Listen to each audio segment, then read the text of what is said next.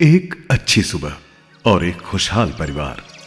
पत्नी किचन में व्यस्त है, बच्चे स्कूल जाने की तैयारी कर रहे हैं और मैं काम पर जाने के लिए तैयार हूं। तभी बच्चे की आवाज आई।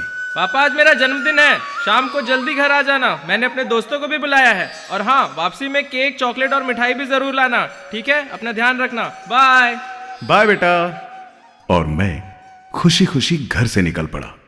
कुछ ही देर में मैं अपने कार्य क्षेत्र पहुंच गया। सुरक्षा अधिकारी ने सभी कर्मियों को सेफ्टी टॉक दिया और फिर मैंने बड़े ही उत्साह से कार्य आरंभ कर दिया। वैसे मेरे लिए यह कोई नया कार्य नहीं था।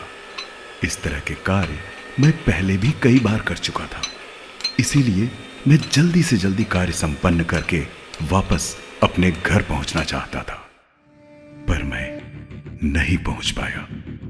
मैं दुर्घटनाग्रस्त हो गया। जब होश आया तो मैंने अपने आप को अस्पताल में पाया। मैं अपने बच्चों और परिवार से घिरा हुआ था। बच्चे गमगीन थे। पत्नी की अश्रुधारा लगातार बह रही थी। मैं तो हिल भी नहीं पा रहा था।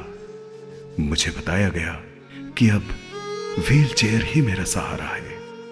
मुझ पर तो जैसे दुखों का पहाड़ ही टूट पड़ा था। आमदनी का एकमात्र जरिया समाप्त हो गया। एक गलती की इतनी बड़ी सजा। मन में रह रहकर बस यही सवाल उठ रहा था कि आखिर इन छोटे छोटे बच्चों की क्या गलती थी। इनकी परवरिश अब कौन करेगा? परिवार की जरूरतें कौन पूरी करेगा? मेरी एक छोटी सी लापरवाही से मेरा पूरा परिवार आज संकट में आ गया। मैं ही इन सब का दोषी हूं। हां, सिर्फ मैं ही इसका दोषी हूं। मन में ये भी सवाल उठने लगे कि आखिर क्यों मैंने कभी सुरक्षा प्रशिक्षण पर ध्यान नहीं दिया? क्यों सुरक्षा उपकरण पहनने में हमेशा लापरवाही बरती? क्यों कार्यस्थल में मौजूद खतरों को नजरअंदाज किया? और क्यों मैंने खतरों से निपटने के लिए साथियों और अधिकारियों की सहायता नहीं ली? तो क्या आप भी मेरी तरह लापरवाह और अति आत्मविश्वास से ग्रसित हैं? क्या आप भी मेरी तरह मूर्खतापूर्वक सुरक्षा नियमों को तोड़ते हैं?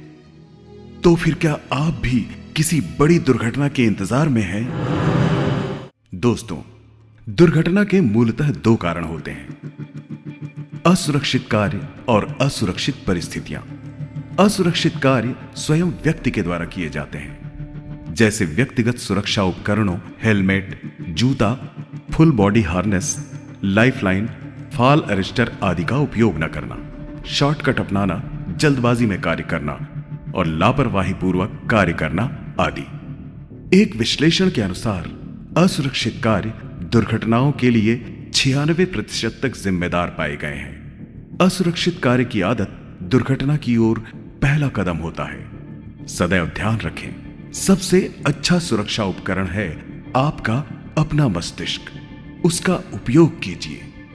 दुर्घटना का दूसरा कारण है असुरक्षित परिस्थितियां, जो कि बाह्य कारणों से निर्मित होती हैं, जैसे ऊंचाई के कार्य, बिजली, क्रेन, गैस, चलती हुई मशीनें, कन्वेयर बेल्ट, तप्त धातु एवं रसायन आदि के कार्य। प्रत्येक दिन कार्य आरंभ करने से पहले कार्य क्षेत्र में मौजूद खतरों की पहचान करनी चाहिए और उसी के अनुसार समुचित सुरक्षा के उपाय करने चाहिए।